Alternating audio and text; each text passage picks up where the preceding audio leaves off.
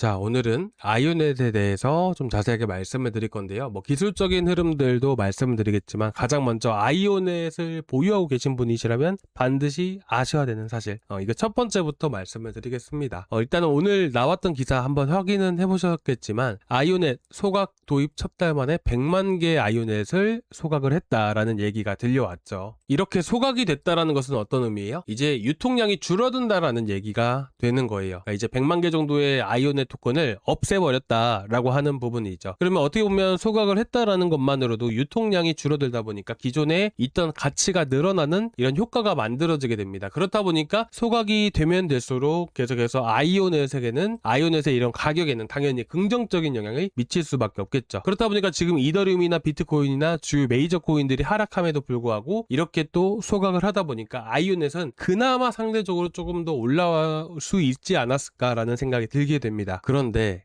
지금 이 소각 얘기가 오늘 나온 게 아니에요. 사실은 6월 9일 날 처음으로 나왔습니다. 이 6월 9일이 이때가 딱 요 시점이잖아요. 지금 주요 메이저 코인들의 가격이랑 같이 한번 비교를 해보게 되면 6월 9일 날짜가 지금 6월 9일 날 이전부터 해서 아이오넷도 이미 6월 6일부터 바닥이 나왔습니다. 6월 6일 날이 바로 이더리움이 바닥을 형성했던 시기였어요. 이때가 딱 6월 6일이었거든요. 그리고 이더리움 반등 보이기 시작을 하면서 동시에 아이오넷도 같이 반등을 보여줬다라는 거죠. 그죠? 그리고 이 와중에 이슈가 터진 거예요. 이때 이제 소각 메커니즘을 도입을 했다. 그러면서 이미 지금 100만 개라고 얘기를 했지만 이전에 이미 30만 개 정도를 이미 소각을 한 상태였습니다. 그때도 영상을 계속 올려드렸지만 그때 보신 분들도 아시겠지만 가장 중요한 게 뭐였어요? 일단은 소각이 된다는 것은 아주 긍정적인 의미로 받아들일 수가 있습니다. 그리고 이 기사를 보시게 되시면 1년간 1200만 개 정도를 소각을 한다라고 해요. 그러면 앞으로 계속해서 소각이 되게 된다면 솔직히 진짜 아이오넷 같은 경우에는 가격 방어라는 게 만들어지는 것이기 때문에 어쨌든 소각이 많아지면 많아질수록 이런 토큰에 대한 가치는 이런 소각이 되는 것만으로도 올라갈 수 있는 부분이라서 사실상 가격이 크게 떨어질 일은 없어질 수가 있는 거예요. 그렇잖아요. 그쵸? 그리고 이 소각에 대한 메커니즘을 보게 되면 어쨌든 지금 보게 되면 지금 보시면 네트워크 누적 매출량이 얼마예요? 지금 보게 되면 355억 원 정도가 된다라고 하잖아요. 이 메커니즘의 이런 소각 물량을 어떻게 정해지는 거냐면 보시면 네트워크가 확보한 수익의 최소 50% 그러니까 50% 이상을 소각을 한다라고 얘기를 하는 거예요. 그러면 네트워크 매출이 계속해서 늘어나면 늘어날수록 소각량도 1200만 개가 아니라 더 많은 물량들이 이렇게 지금 1200만 개지만 최소 1200만 개잖아요. 그럼 그 이상도 충분히 소각이 가능하다는 얘기잖아요.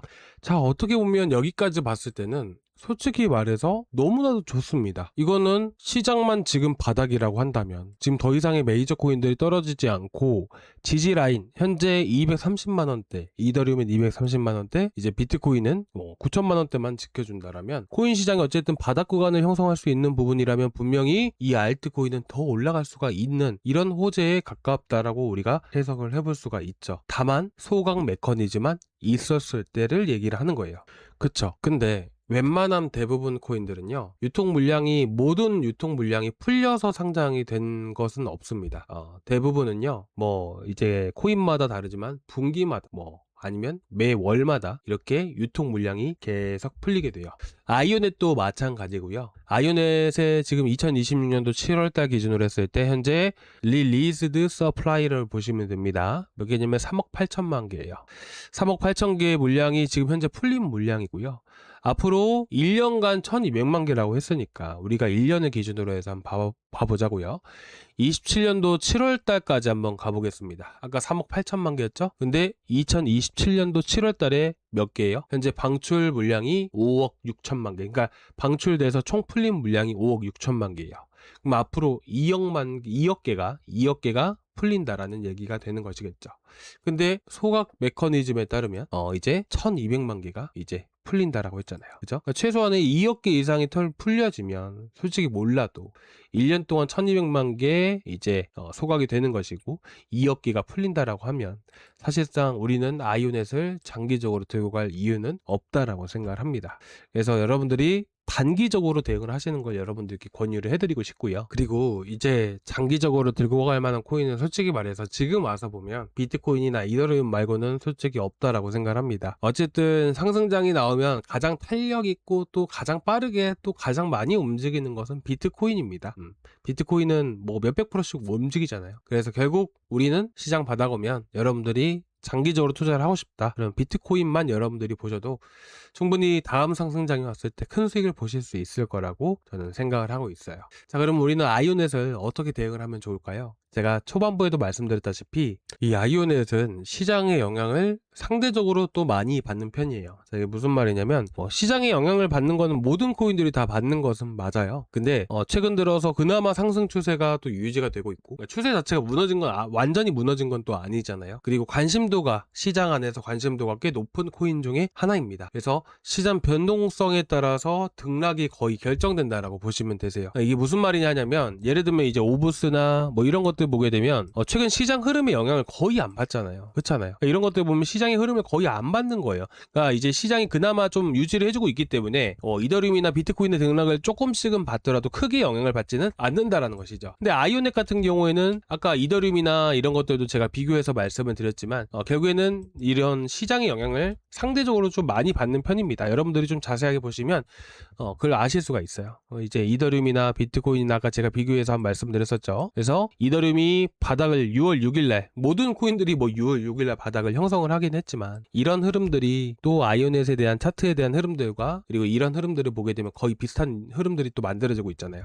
그래서 결국에는 우리가 대응을 할 때는 이제 이더리움이나 비트코인이나 이런 저점 구간들 있잖아요. 최근에 형성됐던 이런 저점 구간을 이탈하면 바로바로 대응을 하시는 편이 좋고요. 시장이 그래도 조금 버텨주면서 살아 움직인다라고 했을 때는 다시 한 번 더 아이오넷도 270원, 280원 위쪽으로도 한번 움직일 수 있구나 라는 정도로 보시면 됩니다. 그리고 개별적으로 이런 지표 이제 말고 이제 기술적인 흐름대로 보게 된다라고 했을 때는 결국에는 이제 가장 중요한 게 뭐예요?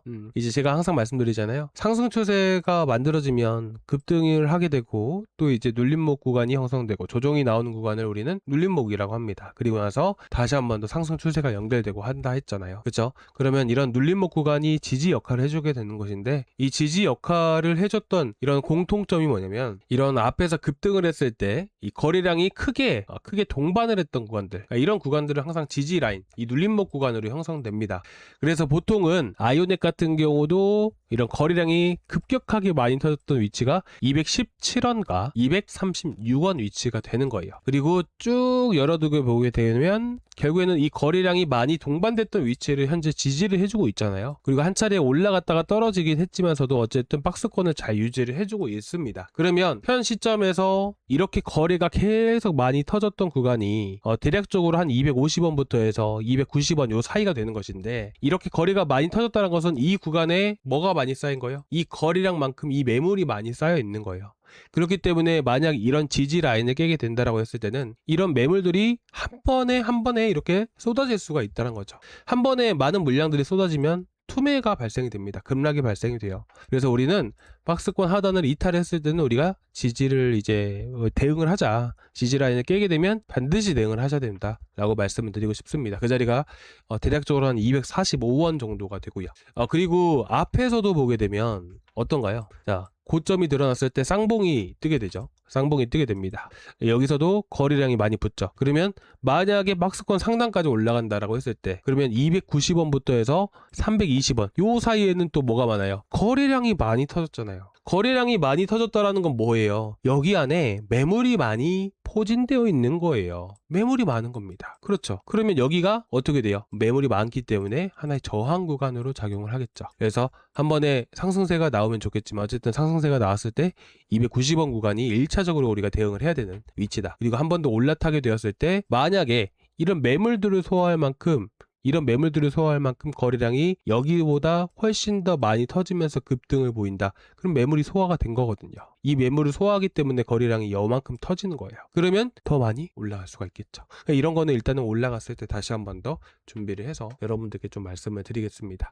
자, 오늘 영상 좀 어떠셨을까요? 최대한 또 여러분들이 잘 이 시장 이겨나가실 수 있게끔 최선을 다하고 있고, 코인뿐만 아니라 주식 같은 경우도 같이 추천을 드리고 있어요. 그래서 시장이 안 좋긴 하지만서도 지금 단타 할 만한 종목들이 사실 없긴 하지만, 그나마 돈이 쏠리는 쪽이 이제 뭐 SK 하이닉스 단일 레버리지나 인버스 상품이 있긴 하거든요. 최근에는 이런 종목들로 해서 오늘 같은 경우도 한 15% 정도 수익을 챙겼었던 부분들이고요. 이런 식으로 단타 해가면서 수익 챙겨가고 있고, 이제 수익금을 가지고 여러분들 개별적으로 대응도 도와드리고 있거든요. 그래서 혹여나 이제 투자를 하시면서 걱정되고 어려운 부분들이 있으시면 언제든지 말씀을 해주시고, 오늘 영상 도움이 되셨다면 구독과 좋아요 부탁드리고 다음 시간에 또 뵙도록 하겠습니다. 감사합니다.